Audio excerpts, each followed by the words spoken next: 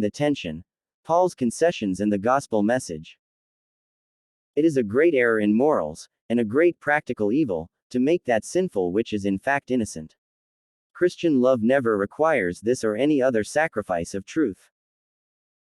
Paul would not consent, for the sake of avoiding offense, that eating all kinds of food, even what had been offered to idols, or disregarding sacred festivals of human appointment, should be made a sin. He strenuously and openly maintained the reverse. He represents those who thought differently, as weak in faith, as being under an error, from which more knowledge and more piety would free them. Concession to their weakness he enjoins on a principle perfectly consistent with the assertion of the truth, and with the preservation of Christian liberty, Romans 14:13-23. Hodge's commentary on Romans, Ephesians and First Corintians, Romans 14. Hodge's statement encapsulates two crucial truths. Firstly, burdening people with practices that Christ came to liberate them from is not just an error but a grave evil. It is an affront to the freedom and grace brought by Christ.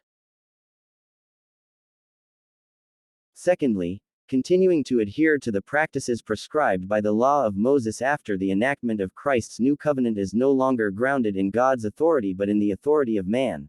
The observance of dietary restrictions, Jewish festivals, and Sabbath keeping is not to be regarded as a permitted tradition but rather a state of walking in error. It reveals a weakness in faith in these specific areas. Paul does not make a distinction between the rituals of the law as mere tradition and the actual keeping of the law. Paul generally refers to the practices and requirements of the law as a whole. Those who attempt to draw such a distinction do so not on the authority of Scripture but out of their own human reasoning. It is important to understand that Paul's concessions should not be misconstrued as an endorsement or promotion of the practices he tolerated. Paul exercised wisdom and forbearance with these believers in various instances, aiming to effectively communicate the reality of the gospel and ultimately lead them to a place of strength and conviction in embracing the entirety of the gospel message, not just specific aspects of it.